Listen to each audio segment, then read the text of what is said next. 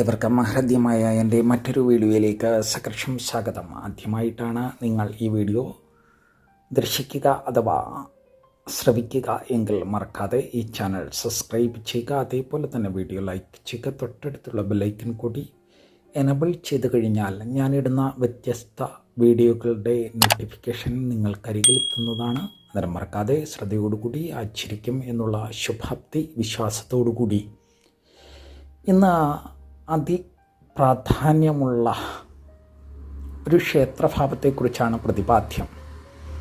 അത്രയധികം സജ്ജനങ്ങളുടെ അരികിലേക്ക് അറിയപ്പെടാതെ കിടക്കുന്ന ഒരു മഹാക്ഷേത്ര സവിധം വനവാസ കാലയളവിൽ അതിചൈതന്യപരമായ കർമ്മഗതിയിൽ പാണ്ഡവഭാവം അവർ ദേശാന്തരഭാവങ്ങളിൽ യാത്ര ചെയ്യുക വഴി ഒരു ദേശത്ത് നിന്ന് മറ്റൊരു ദേശത്തേക്ക് യാത്ര ചെയ്യുക, അതുവഴി വനമേഖലകൾ, അതേപോലെ തന്നെ സമുദ്രതടങ്ങൾ എന്ന് വേണ്ട ഒട്ടേറെ യാത്രാഭാവങ്ങളിൽ അവർ എത്തിച്ചേർന്ന ഒരു മഹാസന്നിധിയാണ് പാണ്ഡവൻ പാറ. ഈ സ്ഥാനഭാവം എവിടെയാണ് എന്ന് ചോദിച്ചു കഴിഞ്ഞാൽ കൊല്ലം ജില്ലയിലെ പുനലൂർ എന്ന ദേശം, ആ ദേശത്ത് നിന്ന് തമിഴ്നാടുമായിട്ട് ബന്ധമുള്ള സ്ഥാനഭാവം തെങ്കാശിക്ക് പോകുന്ന റൂട്ടിൽ ഉറുകുന്ന് എന്ന സ്ഥലത്ത് നിന്ന് ഇടത്തോട്ട് 1/2 കിലോമീറ്റർ സഞ്ചരിച്ചു കഴിഞ്ഞാൽ ഈ ക്ഷേത്രസന്നിധിയിലേക്ക് എത്തിച്ചേരാവുന്നതാണ്. അതിൻ്റെ പ്രത്യേകത എന്ന് പറയുമ്പോൾ അത്ര ചൈതന്യപൂരിതമായ മഹാദേവനും മഹാദേവിയും ഒരു ശ്രീകോവിലിൽ കിഴക്കോട്ടും പടിഞ്ഞാറോട്ടും ദർശനമായി ഇരിക്കുന്നു എന്നുള്ളതാണ്. വനവാസ കാലയളവിൽ പാണ്ഡവഭാവത്തിൽ അർജുനന് ഏറ്റവും ഇഷ്ടമുള്ള മൂർത്തിഭാവമാണ് മഹാദേവൻ മഹാദേവി. അങ്ങനെയാണ് അർജുനന് ശ്രീകൃഷ്ണ നിർദ്ദേശത്താൽ തന്നെ അതിശ്രേഷ്ഠമായിട്ടുള്ള പാശുപതാസ്ത്രം നേടുവാൻ സാധ്യമായത്. ആ ഭഗവത് ചൈതന്യ സ്വരൂപഭാവത്തെ വളരെയധികം ശ്രദ്ധയോടുകൂടി പൂജിക്കുകയും ആരാധിക്കുകയും അർജുനൻ മുടക്കമില്ലാതെ നിത്യ അനുഷ്ഠാന വേളയിലേക്ക് അങ്ങനെ കൊണ്ടുപോകണ സാഹചര്യം. അന്നേരം പാണ്ഡവൻ പാറയിലെത്തുകയും ചൈതന്യ വിളനിലമായി കിടക്കുന്ന ആ ശിലാഫലകങ്ങളിൽ ഭഗവാന്റെ ചൈതന്യത്തെ ആവാഹിച്ച് പ്രതിഷ്ഠ നടത്തുകയും, എന്നാൽ കാലകാലങ്ങളായി ഈ ഐതിഹ്യഭാവം ആ മണ്ണിൽ മാത്രം ഒതുങ്ങിക്കൂടുകയും പിന്നീട് വന്ന ക്രൈസ്തവ സജ്ജനങ്ങൾ ഈ ചൈതന്യഭാവത്തെ മനസ്സിലാക്കിയപ്പോൾ അവരുടെ തന്നെ ആരാധനാലയമാക്കുവാനായിട്ട് കുരിശ് സ്ഥാപനം നടത്തുകയും അതിൽ ഒട്ടേറെ വിഷയഭാവങ്ങൾ ഉളവായി ഹൈന്ദവ ജനത തുടർന്ന് ദേവപ്രശ്നവും അതിനെ തുടർന്നുള്ള പരിഹാരക്രിയകളും ശേഷം ക്ഷേത്ര നിർമ്മാണ രീതിയും അത്യധികം ചൈതന്യമായി അനുഷ്ഠിച്ചു. പോകുന്ന വഴി എന്ന് പറയുമ്പോൾ നിങ്ങൾ നോക്കിക്കഴിഞ്ഞു കഴിഞ്ഞാൽ മനസ്സിലാക്കാവുന്നതേ ഉള്ളൂ. അത്ര ദൈർഘ്യമേറിയ ഒരു വളരെയധികം പാടുപെട്ടായിരിക്കണം ഇത്രയും ദ്രവ്യങ്ങൾ ഇതിൻ്റെ മുകളിൽ എത്തിക്കുക. ഒരാൾക്ക് കഷ്ടിച്ചു പോകുവാൻ തരത്തിലുള്ള പാത മാത്രമേ ഉള്ളൂ. അങ്ങനെയുള്ള ഈ സന്നിധാനത്തിലേക്ക് യഥേഷ്ടം സജ്ജനങ്ങൾ എല്ലാ ദിനങ്ങളിലും വന്നെത്തിച്ചേരുക എന്ന് പറയുമ്പോൾ അത്ഭുതമെന്നല്ലാതെ എന്താണതിന് പറയുവാൻ എന്ന് സാധിക്കുകയില്ല. കാരണം അത്ര ചൈതന്യത്തിൻ്റെ വിളനിലമാണ്. പരിപൂർണമായിട്ട് ഭഗവാന്റെ തിരുസവിധത്തിൽ എത്തിച്ചേരുന്ന ഭക്തന് ഭഗവാൻ സർവ ഐശ്വര്യഭാവങ്ങളും അതേപോലെ തന്നെ സർവ രോഗ ദുരിതഭാവങ്ങളിൽ നിന്നുള്ള സംരക്ഷണവുമാണ് ഭഗവാനിൽ നിന്ന് ലഭ്യമാകുക. അതോടൊപ്പം ലക്ഷ്മീവര ധാനപ്രാപ്തി മഹാഗൗരിയിലൂടെ ലഭ്യമാകുക. അതേപോലെ തന്നെ ക്ഷേത്രത്തിൻ്റെ നടയിൽ പ്രതിഷ്ഠ ചെയ്തിരിക്കുന്ന നന്ദികേശ്വര വിഗ്രഹം അവിടെ പറഞ്ഞു കഴിഞ്ഞാൽ നന്ദികേശ്വരനിൽ അർപ്പണം ചെയ്തു കഴിഞ്ഞാൽ, മനസ്സർപ്പണം ചെയ്തു കഴിഞ്ഞാൽ നടക്കാത്തതായിട്ടുള്ള ഒരു കർമ്മ കാര്യങ്ങളും ഇല്ല എന്നുള്ളതാണ്. അന്നേരം അനേക നാളുകൾ സന്താനഭാഗ്യമില്ലാതിരിക്കുന്ന സജ്ജനങ്ങൾ, അതേപോലെ തന്നെ ഒട്ടേറെ വർഷങ്ങളിലായി കേസ് നടത്തി ആ കേസ് പരിപൂർണമാക്കാൻ പറ്റാത്ത സജ്ജനങ്ങൾ, അവരുടെ എല്ലാം കർമ്മപഥത്തിൽ ഭഗവാന്റെ ശ്രേഷ്ഠമായിട്ടുള്ള ധന്യത വരികയാൽ ഭഗവാനെക്കുറിച്ച് വായ്മൊഴിയിൽ ഓരോ ഭക്തജനങ്ങളും പറയണ ഭഗവാന്റെ ഐതിഹ്യ പരമ്പര എത്ര വിശേഷിപ്പിച്ചു കഴിഞ്ഞാലും അത് പരിപൂർണതയിലെത്തുകയില്ല എന്നുള്ളതാണ്. പ്രശാന്ത സുന്ദരമായ ഭൂമിയുടെ തന്നെ അത്ഭുത കനിയാണ് എന്ന് പറയാം. മറ്റൊരു കൈലാസമോ എന്ന് ചിന്തിച്ചു പോകണ അത്ര സുന്ദരമായിട്ടുള്ള സവിധഭാവം. മനുഷ്യജന്മത്തിൽ നമുക്ക് കിട്ടണ ഒരു ജീവിതം എന്ന് പറയുമ്പോൾ വളരെ കുറച്ച് കാലമേ നമ്മൾ ഭൂമിയിൽ വസിക്കണുള്ളൂ.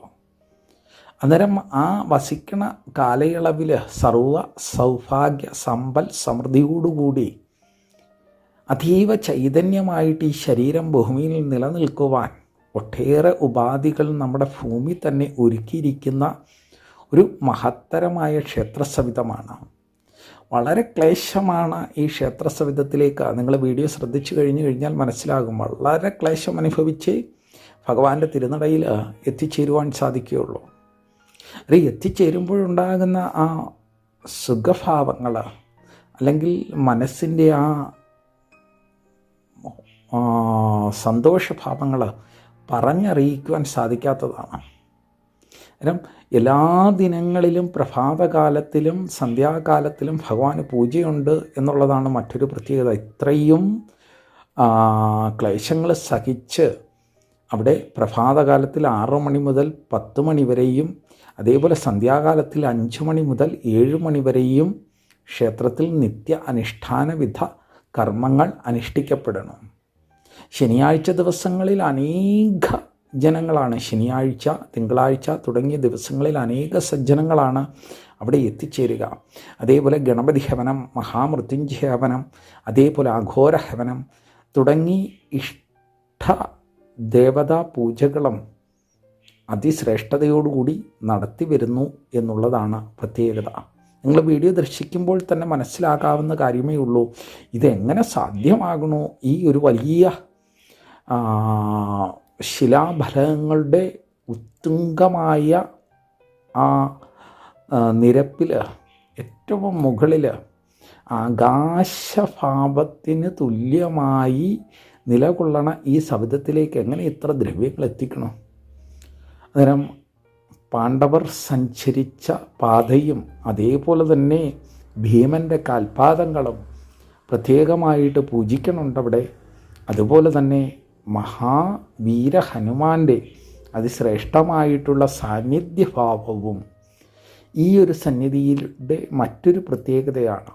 വനവാസ കാലഭാവത്തിൽ ശ്രീരാമ ലക്ഷ്മണ സഹോദരങ്ങൾ വാനര വീര ഭാവത്തോടുകൂടി ഈ ദേശം ഗമിക്കുകയും അവിടെ മഹാദേവൻ്റെ ചൈതന്യഭാവത്തെ മനസ്സിലാക്കുകയും ആ ചെറിയ ജലക്കുഴിയിൽ നിന്ന് അത്രയും ഉയരത്തിലുള്ള പാറക്കെട്ടിലുള്ള ആ ചെറിയ കുളത്തിൽ നിന്ന് ലഭ്യമായ തീർത്ഥത്താൽ ഭഗവാനെ ധാര ചെയ്തും പ്രസാദിപ്പിച്ചു എന്ന് ശാസ്ത്രം വിലയിരുത്തുന്നു. അങ്ങനെ ചൈതന്യവത്തായിട്ടുള്ള ഒരു മഹാക്ഷേത്രഭാവമാണ് നമ്മൾ വീഡിയോയിൽ കൂടി കണ്ടുകൊണ്ടിരിക്കുന്നത്. എന്നാൽ ഇത് വലിയ മഹാക്ഷേത്രം എന്ന് പറയുമ്പോൾ കെട്ടിടങ്ങളോ മറ്റു കാര്യങ്ങളോ ഒന്നുമില്ല, ഒരു ശ്രീലേഖം മാത്രമേ ഉള്ളൂ. പക്ഷേ നല്ല ശുദ്ധവായു, നല്ല ശരീരത്തിന് ആനന്ദത്തെ വളരെയധികം തിരേകഭാവങ്ങളിലെത്തിക്കണ പവനൻ്റെ സഞ്ചാരഭാവങ്ങളും എന്ന് വേണ്ട നല്ല ഒരു സുഖ അനുഭൂതിയാണ് നമുക്കവിടെ നിന്ന് ലഭ്യമാകുക. വളരെയധികം ഐതിഹ്യങ്ങൾ പറയണ ഒരു സന്നിധിയാണ്. മഹാമൃത്യുഞ്ജയ ഹവനം, പ്രദോഷവ്രതം, തിരുവാതിര നാളുകളിലുള്ള മറ്റ് വിശേഷാൽ പൂജകൾ, അതേപോലെ ആഞ്ജനേയ കാര്യസിദ്ധി പൂജകൾ തുടങ്ങി ഒട്ടേറെ കർമ്മങ്ങൾ അനുഷ്ഠിച്ച് ഫലലബ്ധി വന്നു ചേർന്ന യഥേഷ്ടം സജ്ജനങ്ങളാണ്. അന്നേരം ഞങ്ങൾ ഈ ഒരു ദേശഭാവത്തിൽ എത്തിയ മാത്രയിൽ തന്നെ യഥേഷ്ടം സജ്ജനങ്ങളാണ് ഈ ഭഗവാന്റെ കീർത്തി അറിഞ്ഞുകൊണ്ട് ഈ ദേശത്തെ വന്ന് കാണുവാനായിട്ട് വളരെ ക്ലേശങ്ങൾ അനുഭവിച്ച് ഈ സന്നിധിയിൽ എത്തിച്ചേരുന്നത്. അത് വളരെ ദുർഘടം നിറഞ്ഞ പാതയിലൂടെയാണ് നമ്മൾ ഈ ഭഗവാന്റെ സന്നിധിയിൽ എത്തുക എന്ന് പറയുക. കാരണം അത്രയധികം ദൃഢനിശ്ചയവും മനസ്സിനുറപ്പും ഉള്ളവർക്ക് മാത്രമേ ഭഗവാന്റെ സന്നിധിയിൽ എത്തിച്ചേരുവാൻ സാധിക്കുള്ളൂ. പക്ഷെ ഭഗവാന്റെ സന്നിധിയിൽ എത്തിയിട്ടുണ്ടോ? യാതൊരു സംശയമില്ല. അവനവൻ്റെ ജീവിതത്തിലുളവായിരിക്കണ എന്തെല്ലാം ദുഃഖങ്ങൾ, ദുരിതങ്ങൾ, അല്ലെ പാപക്കറകൾ, അല്ലെങ്കിൽ ശത്രുഭാവത്തിലുള്ള ദോഷഭാവങ്ങൾ, ഇതെല്ലാം നമ്മളിൽ നിന്ന് മറഞ്ഞു പോകണം. അതിനെയെല്ലാം നമ്മളിൽ നിന്ന് ഇല്ലാതാക്കി സുഖ അനുഭൂതിയിലേക്ക് നമ്മളെ കൊണ്ടെത്തിക്കുവാൻ സാധിക്കുന്ന ഒരു മഹാക്ഷേത്ര സവിധം. നമ്മൾ ജീവിതത്തിൽ പല പല വിധാനങ്ങളിൽ നമ്മൾ പോയി ചേർന്നിട്ടുണ്ടാകാം. പക്ഷെ അതിനകത്തൊന്നും കാര്യലബ്ധി നമുക്ക് വന്നു ചേർന്നിട്ടില്ലാത്തവരായിരിക്കും ഭൂരിപക്ഷം സജ്ജനങ്ങളും. പക്ഷേ ഒരു ദിനഭാവം നിങ്ങൾ ഈ ഭഗവാന്റെ തിരുമണ്ണിലേക്ക് ഒന്ന് യാത്ര ചെയ്ത് നോക്കൂ. യാതൊരു സംശയമില്ല, നിങ്ങൾ ആഗ്രഹിക്കുന്നതിനേക്കാളുപരിയുള്ള കർമ്മതലങ്ങളാൽ പൂരിതമാകും നിങ്ങളുടെ ജീവിതഭാവങ്ങൾ. ഇതിനകത്ത് തർക്കമില്ല. കാരണം അത്ര ശക്തി ചൈതന്യത്താൽ, മഹാദേവൻ്റെ ശക്തി ചൈതന്യത്താൽ, അതുകൂടാതെ പാണ്ഡവരുടെ ചൈതന്യം, അതേപോലെ തന്നെ ശ്രീരാമൻ, ലക്ഷ്മണൻ, അതേപോലെ ആഞ്ജനേയൻ തുടങ്ങി ഒട്ടേറെ ദേവതകളുടെ പാദസ്പർശമേറ്റ പുണ്യഭൂമിയാണ് ഈ ഒരു ക്ഷേത്രാങ്കണം.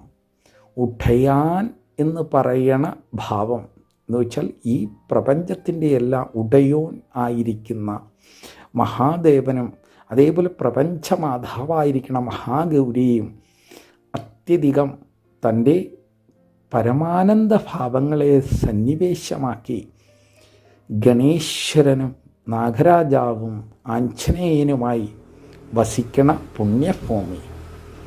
നിത്യനിധാനങ്ങളിലൂടെ യഥേഷ്ടം സജ്ജനങ്ങൾക്ക് അഭിഷ്ടഭാവങ്ങൾ നേടിക്കൊടുക്കണ ഭഗവാൻ അത്ര ചൈതന്യമാണ്. അന്നേരം എത്രയെത്ര വിശദീകരണങ്ങൾ നൽകിയിരുന്നാലും ആ വിശദീകരണങ്ങൾക്കെല്ലാം പരിപൂർണമായിട്ടുള്ളൊരു അവസാനത്തിലേക്ക് എത്തിക്കുവാൻ സാധിക്കില്ല. അത്ര ചൈതന്യ ഭൂമിയാണ് ഭഗവാന്റെ ഈ സന്നിധി എന്ന് പറയാതിരിക്കുവാൻ സാധിക്കില്ല. നമ്മൾ പോകുമ്പോൾ പുനലൂർ ചെല്ലുക, കൊല്ലം ജില്ലയിൽ പുനലൂർ എന്ന ദേശത്തെത്തുക. ദേശത്തെത്തിക്കഴിഞ്ഞു കഴിഞ്ഞാൽ തെങ്കാശി എന്ന റൂട്ടിലേക്ക് സഞ്ചരിക്കുക. ഏകദേശം ഒരു 15 കിലോമീറ്റർ കഴിയണ മാത്രയിൽ ഉറുകുന്ന് എന്ന ജംഗ്ഷഭാവം, അവിടെ നിന്ന് ഇടത്തോട്ട്, അവിടെ ബോർഡുണ്ട്, ഇടത്ത് ഭാവത്തിലോട്ട് സഞ്ചരിച്ച് ഒരു 1/2 കിലോമീറ്റർ കയറി ചെന്ന് കഴിഞ്ഞാൽ നമുക്ക് ഭഗവാന്റെ തിരുസന്നിധിയിലേക്ക് പോകുന്ന കാണിക്ക മണ്ഡപം കാണുവാൻ സാധിക്കും. പിന്നെ അവിടം വരെ നമുക്ക് വാഹനത്തിൽ യാത്ര ചെയ്യുവാൻ സാധിക്കുള്ളൂ. അവിടുന്ന് കുറച്ച് സ്ഥലഭാഗങ്ങളിൽ നല്ല രീതിയിൽ സജ്ജനങ്ങൾ അതിശ്രേഷ്ഠമായിട്ടുള്ള പടവുകൾ കെട്ടിയിട്ടിട്ടുണ്ട്. അത് കഴിഞ്ഞാൽ ശിലാഫലകങ്ങളാൽ പൂരിതമായ ഒറ്റയടി പാതയിലൂടെ ഭഗവാന്റെ തിരുസന്നിധിയിൽ എത്തിച്ചേരുവാൻ സാധിക്കും. അതിനേക്കാൾ ഉപരി മറ്റൊരു പ്രത്യേകത എന്ന് പറയുമ്പോൾ, നമ്മൾ ഇതിൻ്റെ ഉത്തുംഗമായിട്ടുള്ള ആ നിരപ്പിലെത്തിച്ചേരുമ്പോൾ നമ്മളുടെ നഗരിയെ പോലെ വിശിഷ്ടമായിട്ടുള്ള പല ദർശനീയമായിട്ടുള്ള കാര്യങ്ങളും നമുക്ക് ആസ്വദിക്കുവാൻ സാധിക്കും എന്നുള്ളതാണ്. അതിനുത്തമ ഉദാഹരണം, യഥേഷ്ടം സജ്ജനങ്ങൾ ഭഗവാന്റെ ആലയത്തിൽ കൊണ്ടുവന്ന് കോഴിയെ നടക്കിരുത്തുക, അല്ലെങ്കിൽ കോഴിയെ പറത്തുക, ഇങ്ങനെയൊക്കെയുള്ള വിശിഷ്ട ആചാര അനുഷ്ഠാനങ്ങളൊക്കെ അവിടെ അനുഷ്ഠിക്കണുണ്ട്. അന്നേരം ആ ഒരു സാഹചര്യത്തിൽ ഈ മലയുടെ മുകളിൽ അതേപോലെ തന്നെ വന്യജീവികൾ ഒക്കെ വന്നു ചേരാവുന്ന സ്ഥാനഭാവത്തിൽ, എന്നാൽ മറ്റൊരു വിധാനത്തിലുള്ള അടവോ അല്ലെങ്കിൽ കൂടോ ഇല്ലാതെ യഥേഷ്ടം പക്ഷിവർഗങ്ങളായ കോഴികൾ യഥേഷ്ടം ഇവിടെ നമുക്ക് കാണാൻ സാധിക്കുന്നതാണ്. ഇത് എങ്ങനെ ജീവിക്കണോ അല്ലെ ഏത് രീതിയിലാണ്, അത്ര പ്രൗഢിയോടുകൂടി തന്നെയാണ് അവയുടെ ആ ജീവനഭാവം അവിടെ ശ്രദ്ധേയമാകണത്. അതേപോലെ ഈ ശിലാ ഭാവങ്ങളിൽ അതിശ്രേഷ്ഠമായിട്ടുള്ള നല്ല സസ്യജാലങ്ങൾ നമുക്ക് ദർശിക്കുവാൻ സാധിക്കും. നല്ല പുഷ്പങ്ങൾ,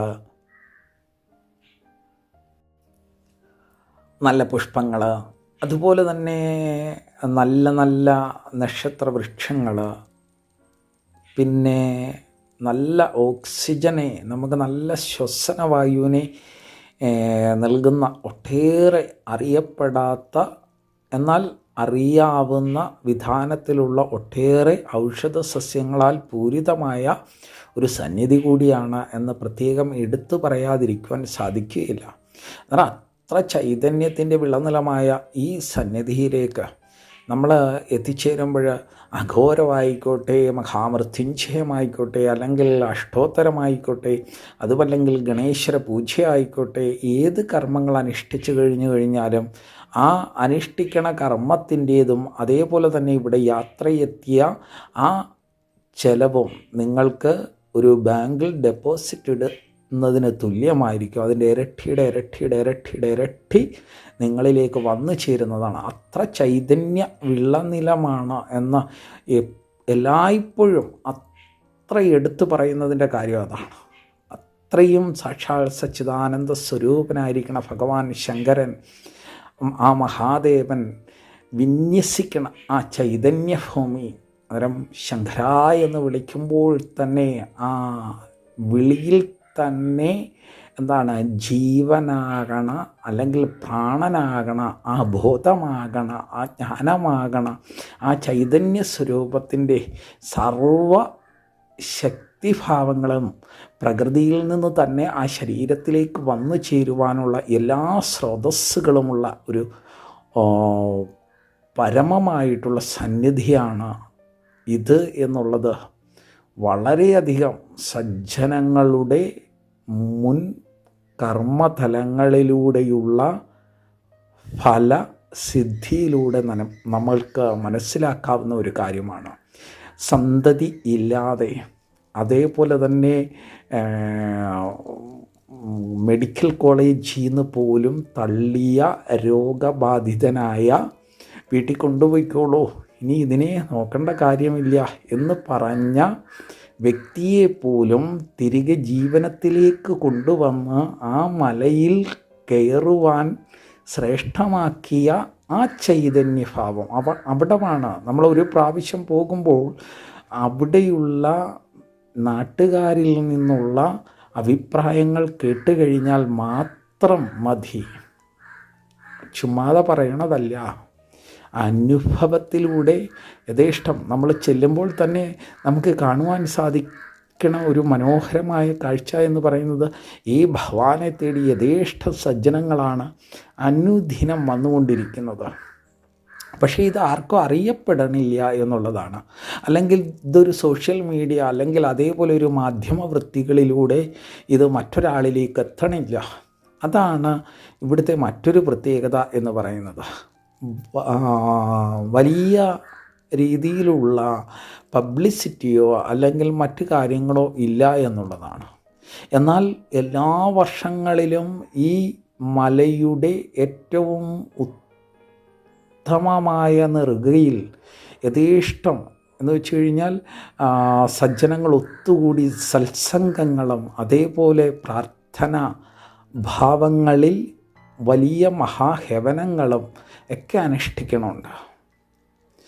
ഇതെല്ലാം കൃത്യമായിട്ട് അനുദിന ഭാവങ്ങളിൽ അനുഷ്ഠിച്ചു കൊണ്ടുപോകുന്ന ഈ സന്നിധി ഇവിടെ എത്തുമ്പോൾ കിട്ടുന്ന സുഹൃതമൊന്നും മറ്റൊരു കർമ്മപഥത്തിലൂടെ നമുക്ക് ലഭ്യമാകുകയില്ല, മറ്റൊരു കർമ്മത്തിൽ നിന്ന് കിട്ടുകയില്ല എന്ന് തന്നെ ഉറപ്പിച്ച് പറയാൻ കാരണം അത്ര പൂരിതമാണ് ഭഗവാൻ ഇവിടെ എത്തുന്ന തൻ്റെ ഭക്തന് വേണ്ടിയിട്ട് സർവ്വതും അവനിൽ ഉളവായിരിക്കണ എന്താണോ വിഷയഭാവങ്ങളിൽ നിൽക്കുന്നത് സർവ വിഷയ ഭാവങ്ങളിൽ നിന്നും മോചിതനാക്കി സത് ഭാവത്തെ ഉണർത്തി ബോധമനസ്സിനെ ശ്രേഷ്ഠമാക്കി ജ്ഞാനസ്വരൂപത്തെ ധന്യമാക്കി മനസ്സിന് ശരീരത്തിന് ആരോഗ്യത്തെ ധന്യമാക്കി ആ ശരീരഭാവത്താൽ നല്ല പ്രവൃത്തിയിലൂടെ നല്ല അർത്ഥത്തെ കണ്ടെത്തുവാൻ,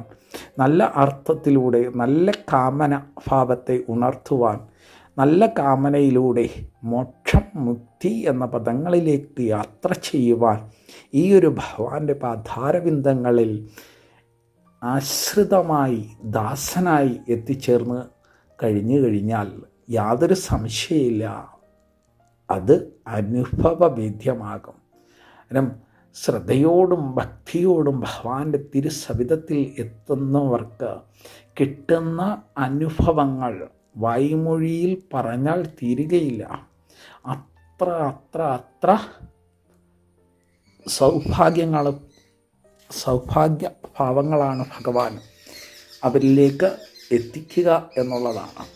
കാരണം നമ്മളുടെ ഒട്ടേറെ പ്രതിസന്ധികളിൽ പെട്ടുഴലുന്ന സജ്ജനങ്ങൾ രോഗാവസ്ഥകൾ കാണും, അതേപോലെ കുടുംബത്തിൽ ഐക്യതയില്ലായ്മ കാണും, അതേപോലെ തന്നെ ദാമ്പത്യ ബന്ധ ഭാവങ്ങളിൽ വിള്ളലുകൾ കാണും, അതേപോലെ മാംഗല്യപരമായിട്ടുള്ള കർമ്മങ്ങൾ നടക്കാത്ത യുവതീ യുവാക്കളാകാം. ഇങ്ങനെയൊക്കെയുള്ള സജ്ജനങ്ങൾക്ക് ഏറ്റവും ശ്രദ്ധേയമായിട്ടുള്ള സ്ഥാനമാണ്. അതിനേക്കാളുപരി ഇതെല്ലാം ഉണ്ടായിട്ടും ഇതെല്ലാം നല്ലതായിരുന്നിട്ടും യഥേഷ്ടം ധനമുണ്ട്, ധാന്യമുണ്ട്, സന്തതികളുണ്ട്, അതുപോലെ തന്നെ ബന്ധുമിത്രാദികളുണ്ട്. ഇതെല്ലാം ഉണ്ടെങ്കിലും അരിയാഹാരം കഴിക്കാൻ പറ്റാത്ത ഒരുവൻ്റെ അവസ്ഥ അല്ലെങ്കിൽ ഒരു വ്യക്തിയുടെ അവസ്ഥ എന്തായിരിക്കും? ഇതെല്ലാം ഉണ്ട്, ധനമുണ്ട്, ധാന്യമുണ്ട്, അല്ലെങ്കിൽ പശു ബഹുപുത്ര ലാഭം എന്ന് വേണ്ട എല്ലാം ഉണ്ടെന്ന് വെച്ചോളൂ. പക്ഷേ അരിയാഹാരം അങ്ങോട്ട് കഴിക്കാൻ പറ്റില്ല എന്നുണ്ടെങ്കിൽ പിന്നെ നമ്മൾ ജീവിച്ചിരിക്കുന്നതിൽ അർത്ഥമുണ്ടോ? അല്ലെങ്കിൽ അതിനകത്ത് ഒരു പരിപൂർണമായിട്ടുള്ള സംതൃപ്തിയുണ്ടോ? അത് ഇതിനൊക്കെ ഉതകുന്ന ഒരു മഹാസന്നിധിയാണ് ഭഗവാന്റെ സന്നിധി എന്നുള്ളത്. ഇതിനെയൊക്കെ തൃണവൽക്കരിക്കുവാൻ, ഇതിൽ നിന്നെല്ലാം നമ്മളുടെ അസുഖഭാവത്തെ മാറ്റുവാൻ, അതേപോലെ കർമ്മബന്ധങ്ങളിലുള്ള മുൻ ജന്മ പാപങ്ങളിൽ നിന്ന് മുക്തി നേടുവാൻ, അതേപോലെ പിതൃകർമ്മങ്ങൾ അനുഷ്ഠിക്കുന്ന സജ്ജനങ്ങൾ, അത് നമുക്കറിയാം. നമ്മളുടെ ഒരു ആചാര പ്രഭാവത്തിൽ നമ്മൾ വർഷത്തിൽ ഒരു ബലിയിടുക അല്ലെങ്കിൽ ഒരു തിലഹനം കഴിക്കുക, അതോടുകൂടി നമ്മൾ മുൻ പിതൃക്കളുമായിട്ടുള്ള ആ ഒരു ബന്ധം അതോടെ തീർന്നു. പിന്നെ നമ്മൾ അങ്ങോട്ട് പോകണില്ല അല്ലെങ്കിൽ അതിനായിട്ട് ശ്രമിക്കണില്ല. അങ്ങനെയുള്ള പിതൃദോഷങ്ങൾ കാരണവും മന്ദതകൾ, അതേപോലെ അലസതകൾ, അതേപോലെ തന്നെ നിത്യം ജോലി വിധാനങ്ങളിൽ തടസ്സങ്ങൾ, അതേപോലെ സൗഭാഗ്യമായിട്ട് കിട്ടേണ്ടിയിരുന്ന കാര്യങ്ങളെല്ലാം തനിക്ക് ഒരു പോയിൻറ്റിന് അല്ലെന്നുണ്ടെങ്കിൽ വളരെ അടുത്തെത്തിയിട്ടും കിട്ടാതെ പോകുന്ന അവസ്ഥ, ഇതൊക്കെ ഭാഗ്യദോഷങ്ങളാണ്. ഈ ഭാഗ്യദോഷങ്ങളെയെല്ലാം നമുക്ക് മാറ്റിയെടുക്കുവാൻ പറ്റുന്ന ഒരു സന്നിധിയാണ് ഭഗവാന്റെ ഈ ആലയം എന്നുള്ളത്. അങ്ങനെ ശ്രദ്ധയോടുകൂടി സഞ്ചരിച്ച് ഭഗവാന്റെ ആലയത്തിലെത്തിയാൽ യാതൊരു സംശയമില്ല, നമ്മൾ ആഗ്രഹിക്കുന്നതിനേക്കാൾ ഉപരി ഭഗവാൻ കൈയയച്ച് സഹായിക്കും എന്നുള്ളതിന് തർക്കമില്ല. ഒട്ടേറെ സജ്ജനങ്ങളാണ് ഇതിനെക്കുറിച്ച് പ്രതിപാദ്യമായിട്ട് ഞങ്ങൾ വരുന്ന വഴിയിൽ പറഞ്ഞ് കേൾക്കണത്. ഞാൻ കേട്ട മാത്രയിൽ തന്നെ അത്രയും വളരെയധികം സന്തോഷം തോന്നിയാണ് ഭഗവാന്റെ തിരുസന്നിധിയിലെത്തി. ഏകദേശം മധ്യാഹ്നഭാവത്തിലാണ് എത്തിയത്. എത്തിയ മാത്രയിൽ അവിടം അത്രയങ്ങോട്ട് ആകർഷിച്ച മാത്രയിൽ അവിടുന്ന് വൈകുന്നേര ഭാവം വരെ ഞങ്ങൾ ഉപവിഷ്ടരായി അവിടെ ഭഗവാനോടൊത്ത് ഒട്ടേറെ സമയം ചെലവഴിച്ചു എന്നുള്ളതാണ്. അന്നേരം നമ്മൾ എത്ര പോരുവാൻ പോലും മനസ്സ് തോന്നിയില്ല, അത്ര ചൈതന്യമായിട്ട് നിൽക്കണ ഒരു ചൈതന്യ ഭൂമിയാണ്.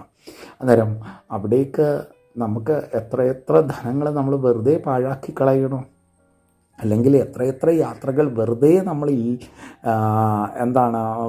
ചെയ്ത് സമയം കളയണം. അന്നേരം ഒരു ദിനം നിങ്ങൾ ഇതിലേക്കായിട്ടൊന്ന് മാറ്റിവെച്ച് നോക്കൂ. ജീവിതത്തിലുണ്ടാകണ വ്യതിയാനങ്ങൾ സ്വയം ഒന്ന് അനുഭവിച്ചറിഞ്ഞു നോക്കൂ.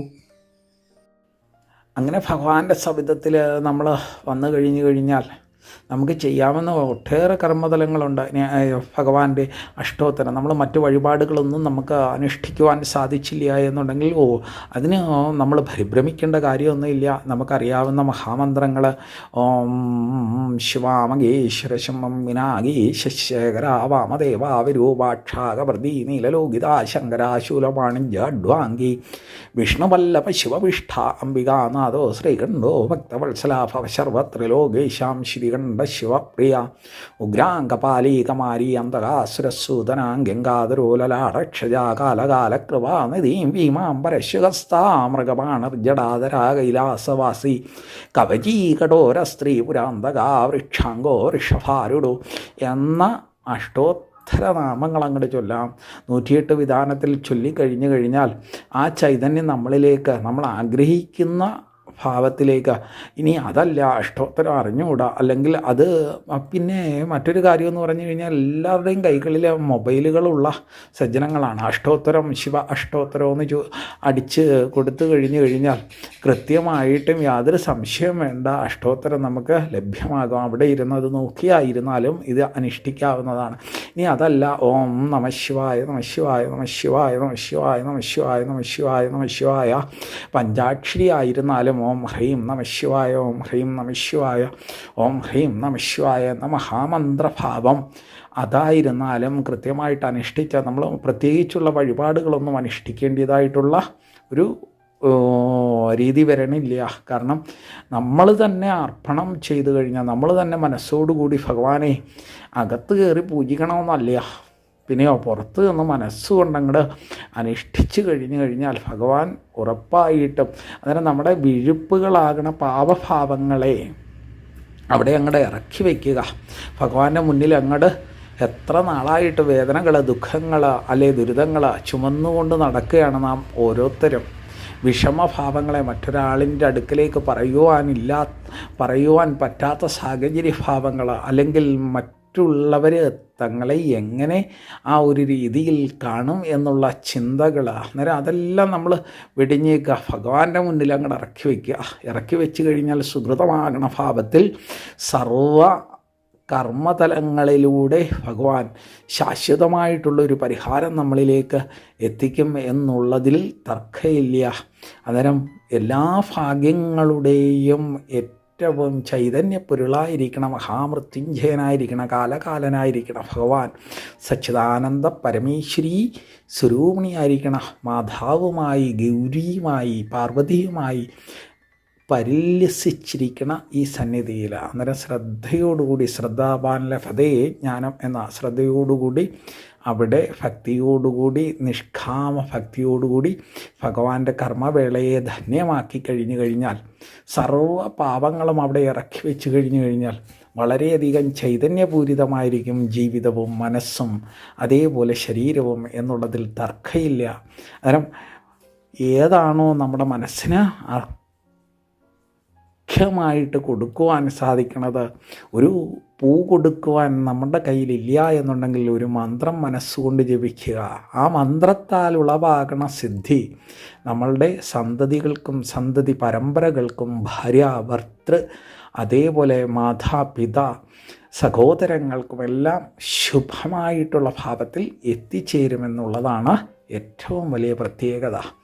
അതിനായിട്ട് ഏവരും ഒരു ദിനഭാവം അങ്ങോട്ട് മാറ്റിവെക്കുക. എത്ര ധനങ്ങൾ നമ്മൾ വെറുതെ കൊണ്ട് കളയണോ? അതിന് ഒരു ദിവസത്തേക്ക് ഈ ഭഗവാന്റെ ആലയം ഒന്ന് സന്ദർശിക്കുവാനുള്ള ഒരു സാഹചര്യം നമ്മൾ ഒരുക്കിയെടുക്കുക. ആ ആലയം സന്ദർശനത്തിലൂടെ നമുക്ക് ലഭ്യമാകുന്നത് അനേക ജന്മങ്ങളിൽ നമ്മളിൽ ലഭ്യമാകേണ്ടുന്ന ഭാഗ്യഭാവങ്ങൾ നമുക്കൊരു നിമിഷാർദ്ധ നേരം കൊണ്ട് ലഭ്യമാകണ ആ മഹാസന്നിധിയാണിത്. അന്നേരം പരമേശ്വര ഭാവം കൈലാസതുല്യമായ ആ സന്നിധിയിലേക്ക് നിങ്ങൾ ഏറ്റവും ശ്രദ്ധേയമായിട്ടുള്ള ഭാവത്തിൽ നമ്മുടെ ജീവിത അനുഭവങ്ങളെ ശ്രേഷ്ഠമാക്കുവാൻ എത്തിച്ചേരുക. അന്നേരം ഏവർക്കും നല്ല ഒരു ഭഗവാന്റെ ഐശ്വര്യം ഉളവാകട്ടെ എന്ന് പ്രാർത്ഥിച്ചുകൊണ്ട് ഏറ്റവും ചൈതന്യഭൂമിയായിട്ടുള്ള ഭഗവാന്റെ ഈ വിളനിലത്തിലേക്ക്, പാണ്ഡവൻ പാറയിലേക്ക് ഏവരെയും ഭഗവാന്റെ തിരുനാമധേയത്തിൽ അവിടെ എത്തിച്ചേരുവാനുള്ള ഒരു മനസ്സ്, ഒരു ദുഃഖങ്ങളില്ലാത്ത അല്ലെ ദുരിതങ്ങളില്ലാത്ത സമ്പൽ സമൃദ്ധിയുടെ ഒരു ദിനങ്ങൾ വന്നു ചേരുവാനുള്ള ഒരു നല്ല മനസ്സിന് ഇടയാക്കട്ടെ എന്ന് പ്രാർത്ഥിച്ചുകൊണ്ട് അന്നേരം ഈ വീഡിയോ ഏവർക്കും ഇഷ്ടമായി എന്ന് കരുതുന്നു. ഇഷ്ടമായിട്ടുള്ളവർ നിങ്ങൾ മനസ്സിലാക്കുക, ഒരു ചാനലിൻ്റെ ഏറ്റവും വലിയ ഗുണം എന്ന് പറയുന്നത് നല്ല സജ്ജനങ്ങളുടെ പ്രോത്സാഹനവും അതേപോലെ ഷെയർ മറ്റുള്ളവരിലേക്ക് എത്തിക്കുക, അതിലൂടെയാണ് അതിന് ഉയർച്ച വരിക. അന്നേരം ഇതേപോലെയുള്ള നല്ല നല്ല വീഡിയോകൾ നിങ്ങളിലേക്ക് ലഭ്യമാകുവാൻ നിങ്ങളുടെ നല്ലൊരു സപ്പോർട്ട് ഉണ്ടാകുമെന്നുള്ള ശുഭാപ്തി വിശ്വാസത്തോടു കൂടി നമുക്ക് മറ്റൊരു വീഡിയോയുമായി വരും വരെ എവർക്കും നന്ദി, നമസ്കാരം. ഒരു കാര്യം ഞാൻ അങ്ങോട്ട് പറയാനായിട്ട് വിട്ടുപോയി. വീഡിയോ പരിപൂർണമാക്കിയതിന് ശേഷമാണ് അതിനെക്കുറിച്ച് ചിന്തനം വന്നത്. അത് മറ്റൊന്നുമല്ല, നമ്മൾ ഈ ക്ഷേത്രനടയിൽ എത്തിച്ചേരുമ്പോൾ വളരെയധികം ആശ്ചര്യമാകുന്ന അല്ലെങ്കിൽ അത്ഭുതമാകണ ഒരു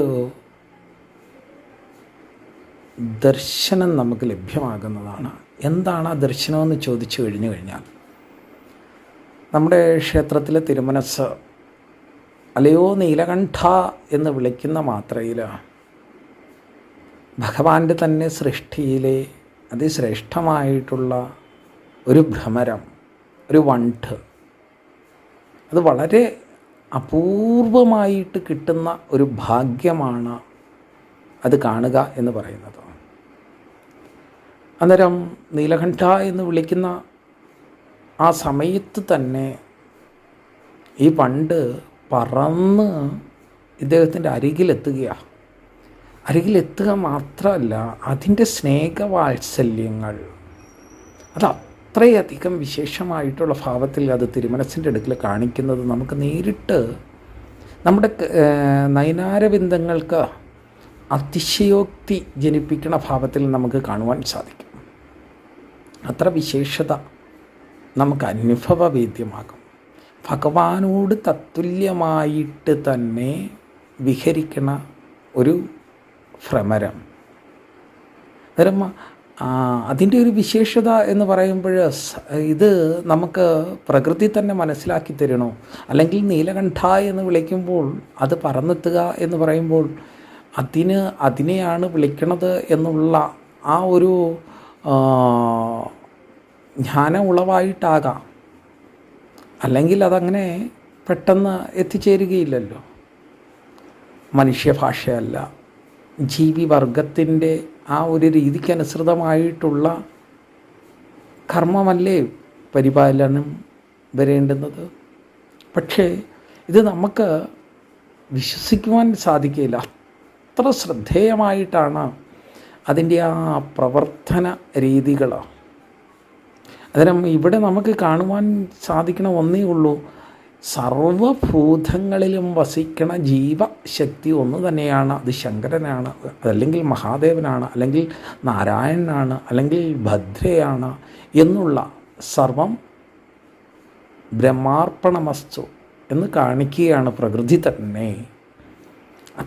അത്ര ശ്രദ്ധേയമായിട്ടുള്ള ഭാവത്തിലാണ്. അത് തന്നെയല്ല, നിവേദ്യം കൊടുത്തിരിക്കണ, എന്നാൽ നിവേദ്യം കൊടുക്കാത്തത് ആ വസ്തുവിൽ തൊടുകയോ അല്ലെങ്കിൽ അതിലേക്ക് വന്നിരിക്കുകയോ ചെയ്യുന്നില്ല. അത് വളരെ വിചിത്രമായിട്ട് നമുക്ക് കാണുവാൻ സാധിക്കുന്ന ഒരു കാഴ്ചയാണ്.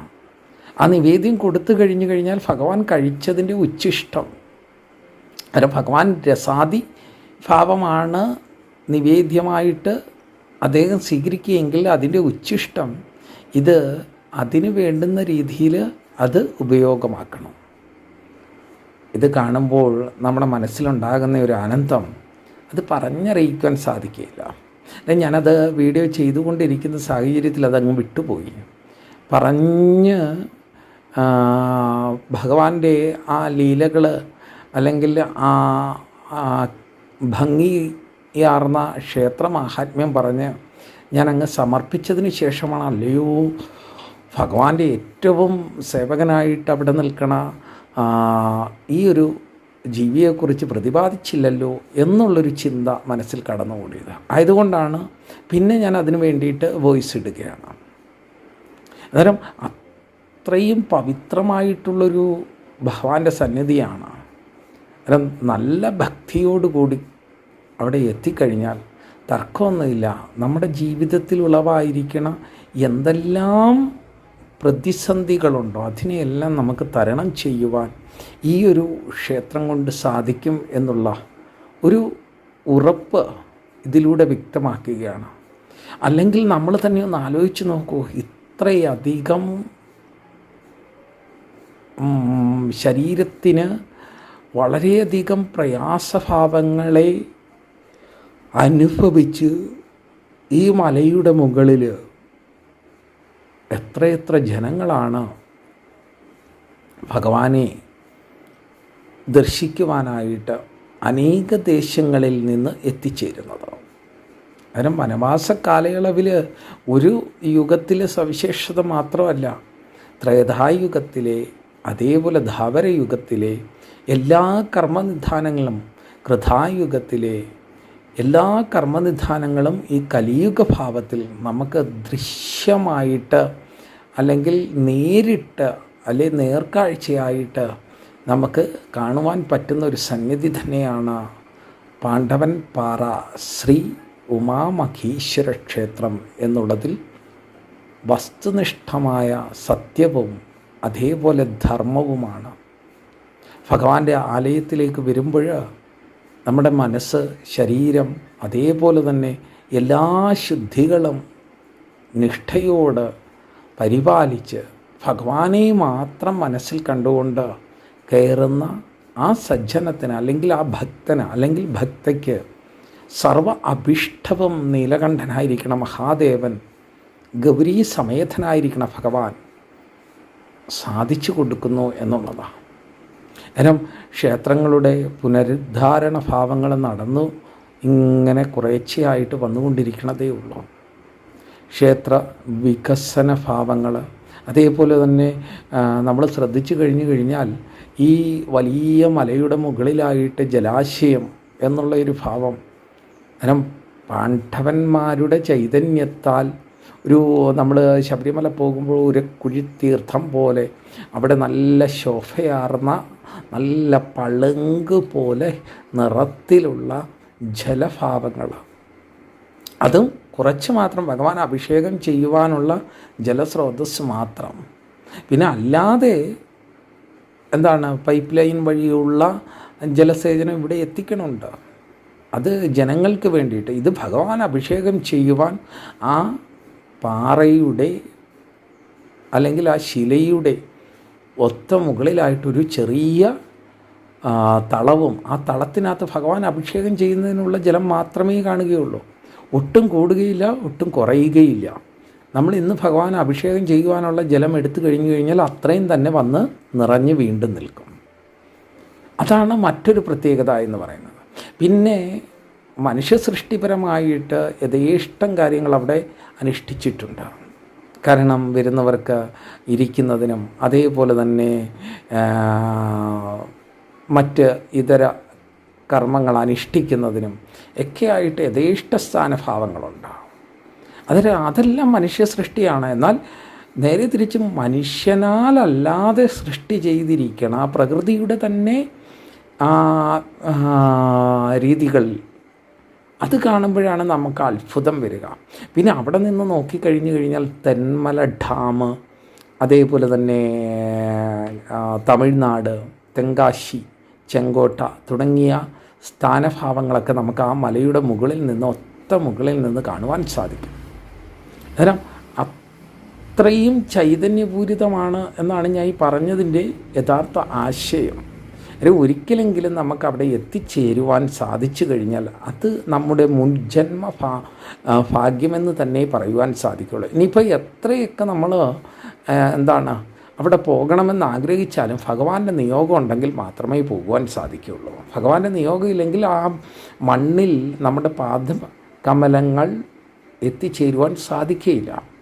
ഭഗവാന്റെ കർമ്മ ഭാവത്തിൽ നമ്മൾ എത്തിച്ചേർന്നാൽ എന്തെല്ലാം ദുരിതങ്ങൾ, എന്തെല്ലാം പരാജയങ്ങൾ, അതല്ലെന്നുണ്ടെങ്കിൽ എന്തെല്ലാം ജീവിതത്തിൽ തനിക്കെതിരായിട്ടുള്ള വ്യതിയാന ഭാവങ്ങളിലേക്ക് തന്നെ കൊണ്ടുപോകണ ഒട്ടേറെ ശത്രുബാധ, പ്രേത ദോഷങ്ങളാണ്. ഇതെല്ലാം നമുക്കിവിടം കൊണ്ട് തീർക്കുവാൻ പറ്റും. അത്രയ്ക്കും പവിത്രമായിട്ടുള്ള ഒരു സ്ഥാനമാണ്. നല്ല മനസ്സോടുകൂടി ഓരോ മഹാമന്ത്രം ഉച്ചരിക്കുമ്പോഴും ഓം ഹ്രീം നമഃ ശിവായ, ഓം സദാശിവായ, ഓം ഗൗരീപഥേ നമ, ഓം ശങ്കരായ നമ, ഓം ശിവായ നമ, ഓം മഹേശ്വരായ നമ, ഓം ശംഭുവേ നമ, ഓം പിനാകിനേ നമ, ഓം ശശേഖരായ നമ, ഓം വാമദേവായ നമ, ഓം വിരൂപാക്ഷായ നമ, ഇങ്ങനെ തുടങ്ങി ഓരോ മന്ത്രങ്ങൾ നമ്മളുടെ അധരങ്ങളിൽ നിന്ന് ഉതിർന്നു വീഴുമ്പോഴും ആ നാമമന്ത്രങ്ങൾക്ക് അനേക ശക്തിക ഊർജം അവിടെ നിന്ന് ലഭ്യമാകുന്നതാണ്. അവിടെ നിന്ന് ലഭ്യമാകണ ആ ഊർജനിധാനത്തിലൂടെ നമ്മുടെ ജീവിതത്തെ ഏറ്റവും പ്രായോഗികമായിട്ടുള്ള തലാതലങ്ങളിലേക്ക് ഉയർത്തുവാൻ സാധിക്കും. അല്ലെങ്കിൽ നമ്മളൊരു ഉപാസന ചെയ്തു, അല്ലെങ്കിൽ നമ്മൾ നിത്യം ഗ്രഹത്തിൽ നിലവിളക്ക് കൊളുത്തി സന്ധ്യാനാമ കർമ്മങ്ങളൊക്കെ അനുഷ്ഠിക്കുന്നുണ്ട്. പക്ഷെ നമുക്ക് നിത്യദുരിതമാണ്, അല്ലെങ്കിൽ രോഗങ്ങളാണ്, അല്ലെങ്കിൽ അതേപോലെയുള്ള മാനസിക വ്യഥകളാൽ പെട്ടുഴലുകയാണ്, അല്ലെങ്കിൽ കടബാധ്യത, ദാരിദ്ര്യം കൊണ്ട് ക്ലേശം അനുഭവിക്കുക. അതുമല്ലെന്നുണ്ടെങ്കിൽ ബന്ധുജനങ്ങൾ, സന്തതികൾ, അതേപോലെ ഉള്ള സജ്ജനങ്ങൾ നമുക്ക് ബദ്ധശത്രുക്കളായി മാറുക. അതേപോലെ വസ്തുതർക്കം, അതിർത്തി തർക്കം, അതേപോലെ ഗ്രഹദോഷങ്ങൾ, ഇത് എന്തു തന്നെ ആയിരുന്നാലും ഈ ഒരു പുണ്യഭൂമി കൊണ്ട് നിങ്ങൾക്ക് തുടച്ചു മാറ്റുവാൻ സാധിക്കും.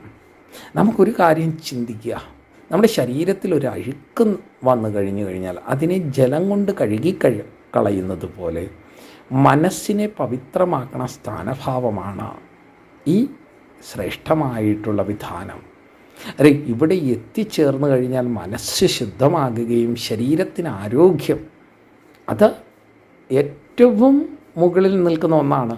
ശരീരത്തിന് ആരോഗ്യമില്ല എന്നുള്ള ഒരവസ്ഥ വന്നു കഴിഞ്ഞാൽ എന്തായിരിക്കും അനുഭവം? ശരീരത്തിന് ഗതിയില്ല, അല്ലെ ശരീരം താൻ വിചാരിക്കുന്ന രീതിയിലേക്ക് വഴങ്ങണില്ല എന്നുള്ളൊരവസ്ഥയായിരുന്നു കഴിഞ്ഞാൽ എന്തായിരിക്കും? നമുക്ക് ജീവിതത്തിൽ എന്തെങ്കിലും നേടുവാൻ നമുക്ക് സാധിക്കുമോ? ഒന്നും നേടുവാൻ സാധിക്കുകയില്ല. എവിടെ പോയാലും നമുക്ക് പരാജയമായിരിക്കും. അതിൽ ആ കർമ്മതലങ്ങളെയൊക്കെ ഉണർത്തുവാൻ, അതിനെയൊക്കെ പരിപൂർണമായിട്ടുള്ള ശ്രേഷ്ഠതയാൽ ഉയർത്തുവാൻ, അത് തളർന്നു കിടക്കുന്നതിനെ ഉയർത്തുവാൻ, അങ്ങനെയാണ് ഞാൻ പറഞ്ഞതിൻ്റെ ആശയം. മനസ്സ് തളർന്നാൽ ആ മനസ്സിനെ ഉയർത്തുവാൻ, ശരീരം തളർന്നാൽ ആ ശരീരത്തെ ഉയർത്തുവാൻ ഒക്കെ ആയിട്ടുള്ളൊരു സന്നിധിയാണ്. അരം ശ്രദ്ധയോടുകൂടി നമ്മൾ അവിടം ഗമിക്കുമ്പോൾ കിട്ടുന്ന സുഖം മറ്റൊരിടത്ത് നിന്ന് നമുക്ക് ലഭ്യമാകുകയില്ല. അന്നേരം ഓർക്കേണ്ടുന്ന ഒരു കാര്യം എന്ന് പറഞ്ഞു കഴിഞ്ഞാൽ, നിങ്ങൾ മറക്കാതെ നമുക്ക് സമയം കിട്ടുന്ന സമയഭാവത്തിൽ ആ സ്ഥാനഭാഗം വരെ, ഭഗവാൻ വസിക്കണ ഭൂമി വരെ ഒന്ന് യാത്ര ചെയ്യുക. മനസ്സും ശരീരവും ആത്മഭാവവുമൊക്കെ അതിശ്രേഷ്ഠമായിട്ടുള്ള സന്തോഷപൂരിതമാകുന്ന അവസ്ഥയിലേക്ക് എത്തിച്ചേരുവാൻ ആ ഒരു യാത്രയ്ക്ക് സാധിക്കും. അത് തന്നെയല്ല, മറ്റൊരു കാര്യം വ്യക്തമാക്കുകയാണ് എന്നുണ്ടെങ്കിൽ, നമ്മൾ കുറച്ച് നേരം ആ സ്ഥലങ്ങളിലൂടെ സഞ്ചരിക്കുമ്പോൾ നമ്മുടെ ഈ നഗരഭാവങ്ങളിൽ നിന്നുള്ള മാലിന്യമാകണ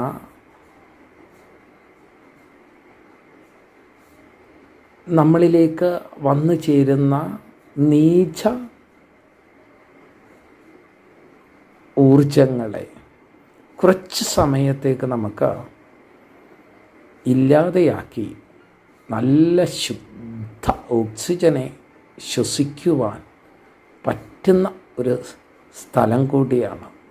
ഒരു നല്ല ശുദ്ധ ഓക്സിജനെ ലഭ്യമാകുവാനും നമ്മുടെ കർമ്മശേഷി പുരോഗമിക്കുവാനും, അതേപോലെ തന്നെ മനസ്സ് പരിപൂർണമായി ശുദ്ധമായി കളകളാകുന്ന കറകളെ പിഴുത് കളയുവാൻ ഏറ്റവും ധന്യമായിരിക്കുന്ന ഈ സന്നിധിയിലേക്ക് കുടുംബ സാന്നിധ്യം ഏവരും എത്തിച്ചേരുക.